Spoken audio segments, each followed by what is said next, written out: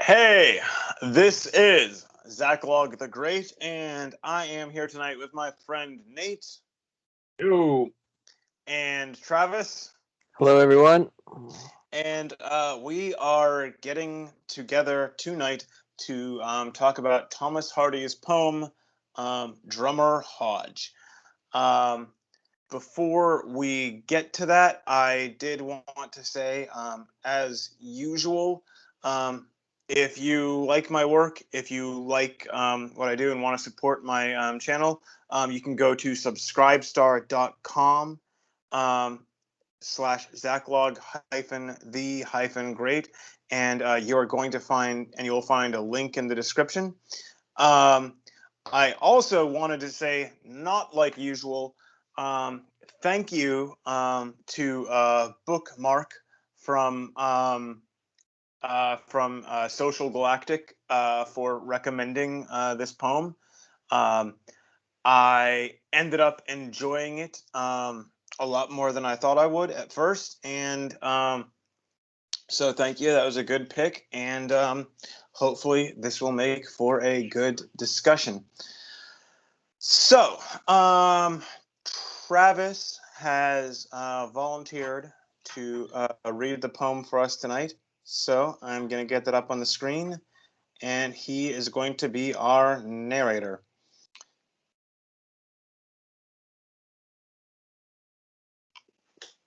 So let me know when you got it there. Yep, I can see it. Okay, then go for it. All right. Drummer Hodge by Thomas Hardy. They throw in Drummer Hodge to rest uncoffined, just as found. His landmark is a Kopcha crest that breaks the veldt around, and foreign constellations west each night above his mound. Young Hodge the drummer never knew, fresh from his Wessex home, the meaning of the broad Karoo, the bush, the dusty loam, and why uprose to nightly view strange stars amid the gloam. Yet portion of that unknown plain will Hodge forever be, his homely northern breast and brain grow up a southern tree, and strange-eyed constellations reign his stars eternally. Okay. Thank you, Travis. And Nate, would you like to kick us off here?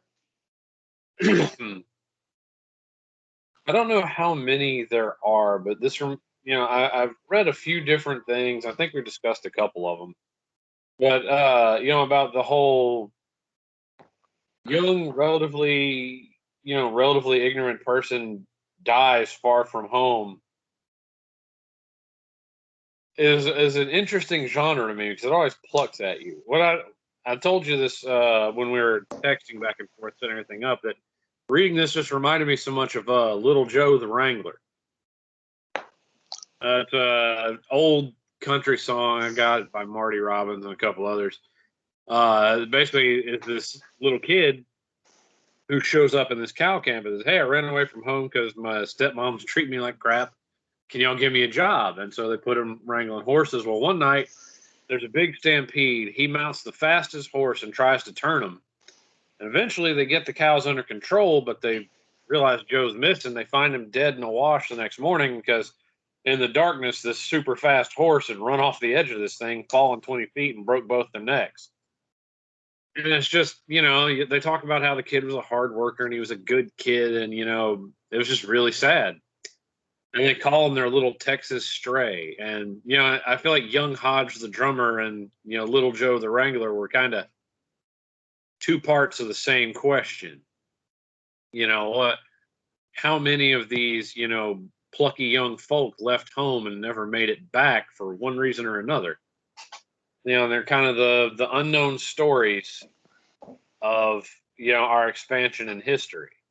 And they're just, like I said, they always kind of ring me a little bit. I'm like, yeah, that's a whole lot of people, unnamed, uncoffined, just as found, buried in some random place that they never knew they'd end up. And it just makes you think a bit. It's It is. It's pretty powerful. I've been reading a book about the Civil War. I mean, and you just, the thousands and thousands and thousands of people dying in these battles, and they're all young men. And it's sort of the story of history of time, young men going off to war. My friend was telling me that he's actually read that throughout the course of history, 80% of women reproduce, only 50% of men have reproduced. And it wasn't really given as far as the reasons, but in my mind, it's pretty easy to see men have just gone to war and been killed before they could reproduce, would certainly be one of the reasons. Yeah, I mean, sociologists and historians on that will tell you that it sounds mean and it kind of sucks, but men are expendable. Yeah, it's if we go off and a bunch of us die, that's fine. The population can still grow because one woman can only be pregnant once at a time, but a particularly scoundrelly man can have any number of mothers to be at a given moment.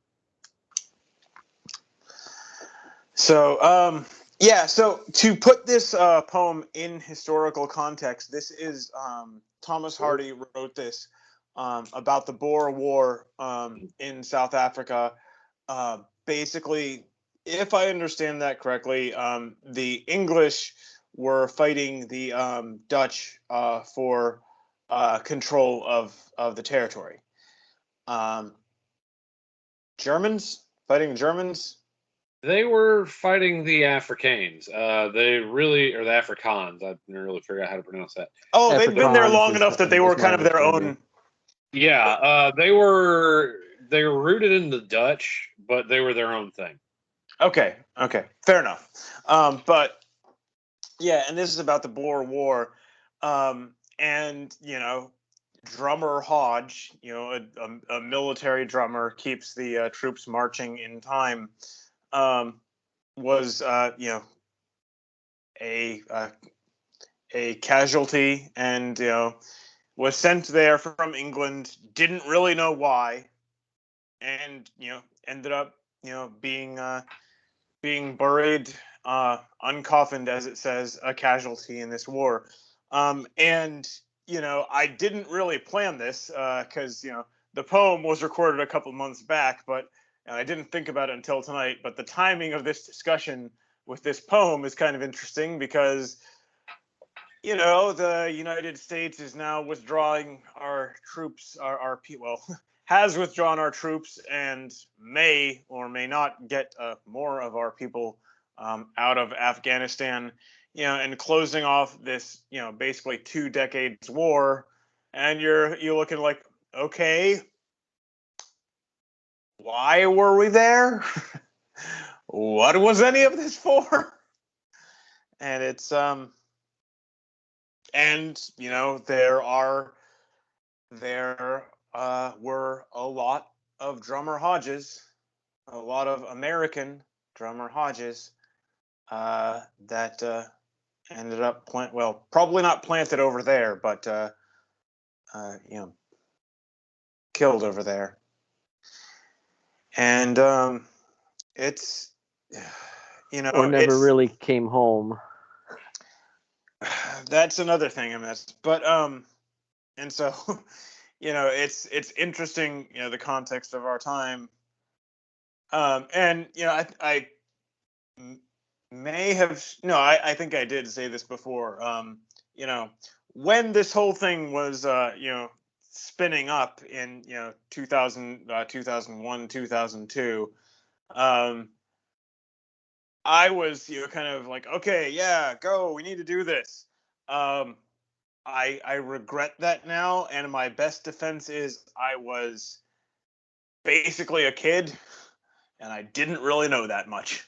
I mean, legally I was an adult, but I hadn't really seen that much of the world, didn't really know that much, and so. No, I'm going to stick with it. I think we went for a good reason to do something that needed to be done. You can't just let that go unanswered. But Well, okay. We went for the good, for the for a discernible good reason. There's a point to it. Why we stayed? I have heard that, and I'm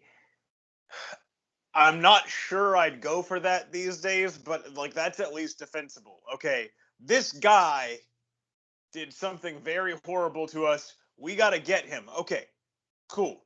And they're hiding him. Okay, we go in, smash them, get him. Fine.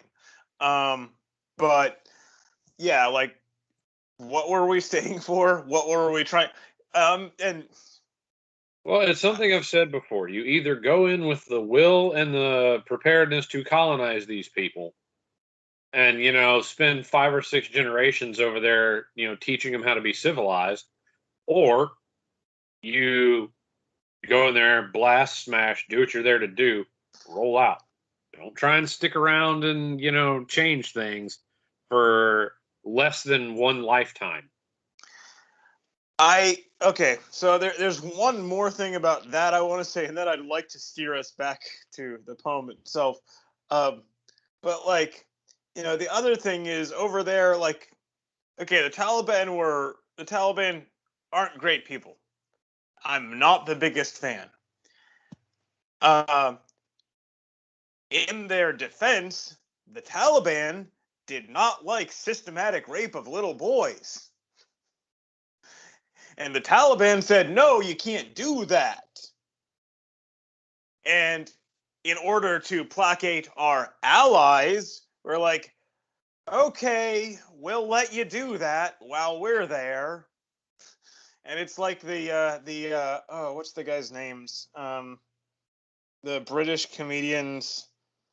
Are we the baddies?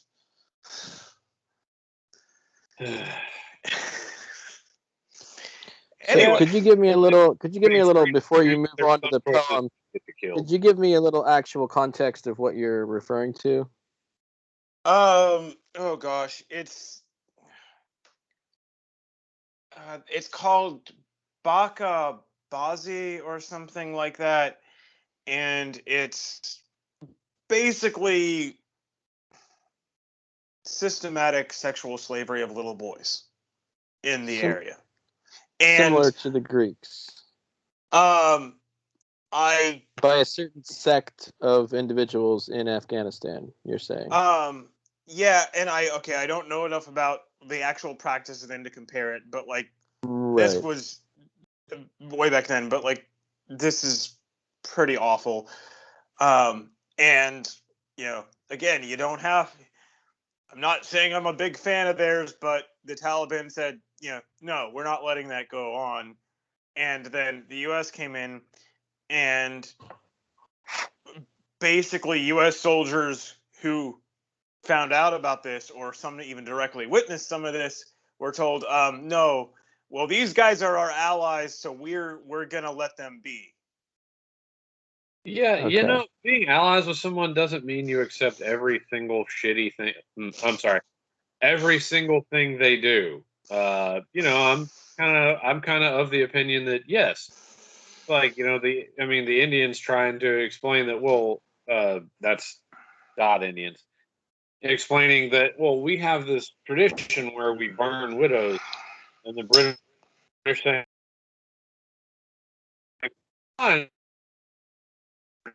who burn widows. So you can. Hey, Nate, can you hear? I can hear you. Yeah, you were cutting out a minute. Yeah. Although I have an idea what you were saying, but you may want to repeat it. Or not. Or not. Can you hear me now? Yes. Yep. Right. You don't have to accept everything your allies do, and if you see somebody raping a little boy, beat them to death. Anyway. That's my comment. So to move away from current politics and back to this poem. I enjoyed the poem. I learned some new words. Yes, a couple. So one thing that's and I've talked about this before. When you're reading over a poem again and again and learning it, you notice things that you don't notice the first time. Or to me, that's the mark of a good poem. And one kind of cool thing about this to me is, I mean, it's not long. It's 18 lines, but there's a lot of complexity built into this very short poem, because there's 3 stanzas, and it's present. They throw in drummer Hodge. That's right now. It's past. Young Hodge the drummer never knew, fresh from his Wessex home, where he came from. And it's future, yet portion of that unknown plain will Hodge forever be. And so it's present, past, future. And it also, in each of those 3 stanzas, it touches on the same 3 things. Because the first 2 lines are about drummer Hodge. The second 2 lines are about the land. And the third pair of lines are about the sky in each stanza. And it's when I saw that pattern, I was like, and it's not like I said, there's a lot of complexity there, but it's subtle, and it's really I was really impressed by that by the craftsmanship. Yeah, because you have like the most fleeting thing is this poor kid from Wessex. There's something that endures far more than him, which is the land. And then there's something that endures far longer than that even. So it hits time from three different angles again. Actually, that is really deeply impressive, and just that's a really nice onion to peel. I like that. Yeah, it is nice. So, which specific words were you referring to when you said you learned new words, Nate? Breaks and foreign. The Kopji and the Karoo. If I understand it correctly, by the way, I think it's Kopi, and it's from Dutch. Okay. That's fine. It's a Kopji. Okay. Because I ain't Dutch. I'm Pennsylvania Dutch. Close enough. You can talk about Kopis. I'm talking about Kopjis. I'm from the South, damn it. I can southernize whatever I want. Southern too, so they won't mind me accenting it my own way. Well, they probably will, but still. But yeah, and then what's funny is I'm reading about this and I'm like, this sounds like kind of Northeast Texas. Is what this I looked it up. Like the Karoo is this, kind of semi-arid grassland, and then the bush is the bush. It's kind of thick and overgrown. I'm like, that sounds like, the Llano Estacado and the Big Thicket, and how they kind of border on each other and all the things that went on there. So, also the site of some pretty interesting fighting.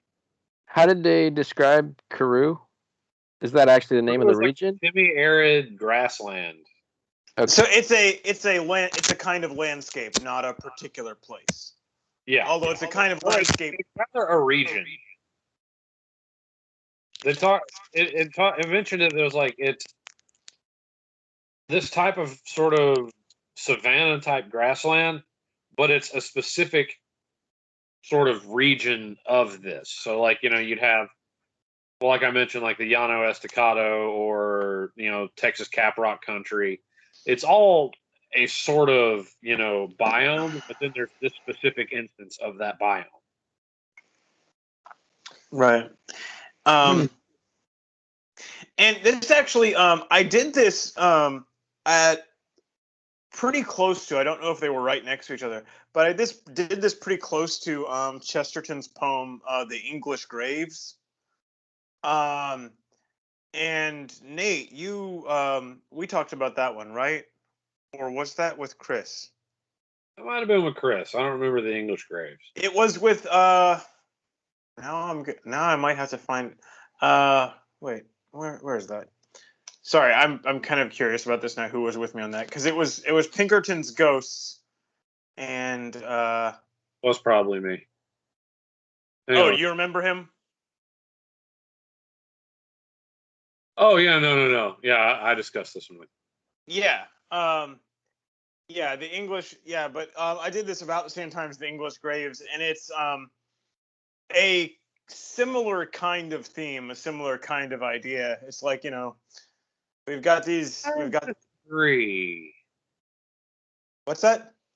I disagree. I feel like the English Graves is a much more macro look. Like, look at all this, that was spent, and maybe didn't get what we were after, and that's a shame. Versus this is just this one poor dumb kid just lost his one and only life. It's a much more focused sort of pathos.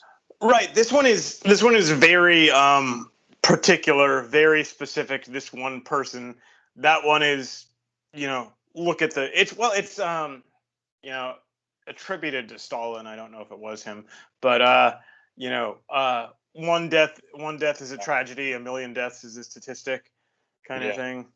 So well, and the deal is that this doesn't comment on what Hodge was dying for, or what was gained or lost in his death. It's just that, man, he came all this way only to eat a spear right to the throat. That's too bad. Well, and not just that, but like he got here and he didn't even really know why. Like, he doesn't understand this place. He doesn't feel at home here. He doesn't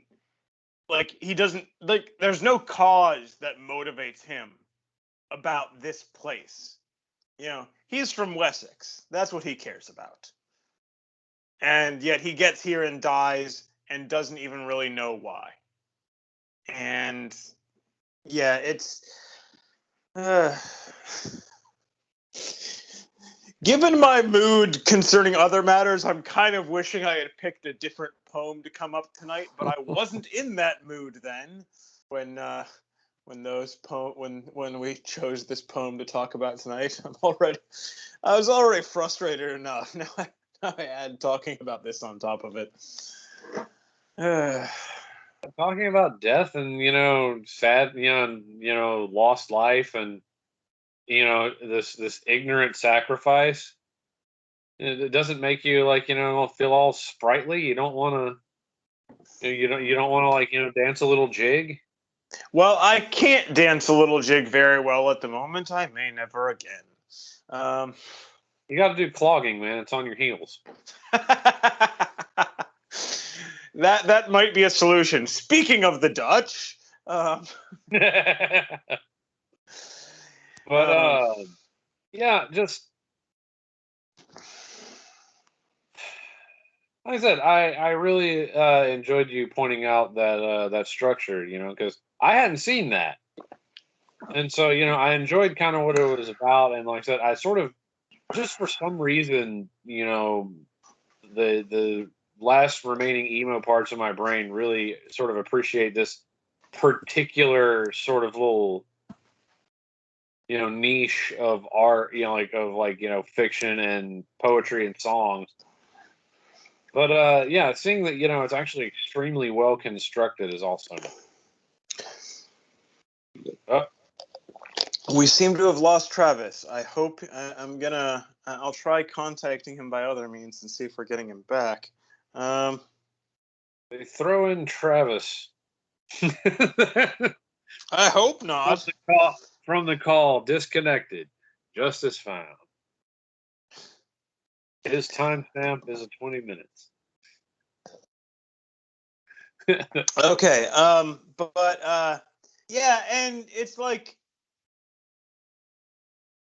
as a well done poem should be, this is very particular. This is very specific to this man, this cause, this man, this war, these events. At the same time, like, you could pick any war throughout history and you could tell, well, actually, no. I guess that, no, now that I think about it, no, it's not any war ever. in some respects, because most of them were actually relatively local. It was you fighting with the people over the hill, and you knew where you were and you knew why you were fighting, and that is an aspect of an interesting aspect of these imperial wars, which, I mean, imperial wars also go a long time back, as basically as long as there were empires. And so, you could tell this story. You could tell the same kind of story about a young Roman legionary, certainly, or about a young Persian boy going going on an expedition to Greece and finding out what the Spartans were made of. So a Mongol kid dying, born, often just north of the Gobi, dying on the plains of Poland. Like, what happened here?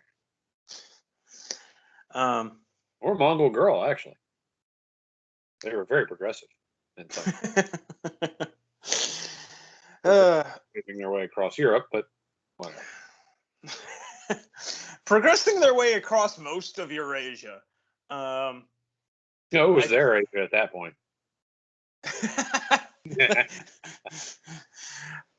And then the communists took over Russia, and it was our Asia. Still theirs. Yeah, it's kind of weird because at the same time I really do like this poem,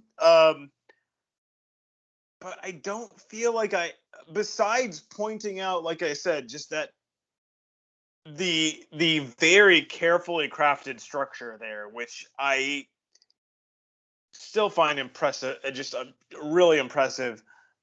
I don't feel like I have a ton more to say about this. That's the thing. Me neither. So maybe if Travis were still here, he could carry us on. I don't know. Oh, Travis, we pine for thee. Oh, Travis boy, I don't know the song. The something calling. Anyway.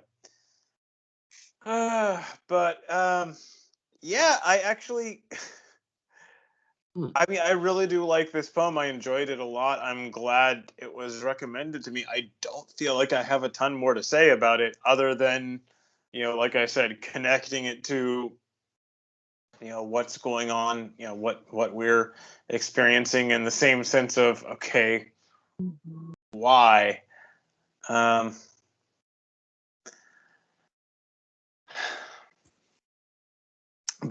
So did you have anything else you wanted to?